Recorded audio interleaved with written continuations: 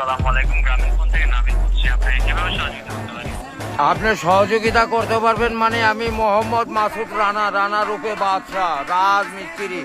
আমি নরসিংদী থাকি। আমার টাকা তোলার সাথে সাথে আপনি কাটালেন, আর আপনাকে আমি বাকি পাওনা তুলে দিয়ে তারপরে আমি ব্যালেন্স করে কথা বলি, আমার মায়ের সঙ্গে কথা বলি। কেন টাকা পাই না আমি? এর কারণ কি? কেন দেওয়া হবে না আমাকে? আমি কি চোরটা না ডাকাত? আপনার সমস্যা সমস্যাই তো।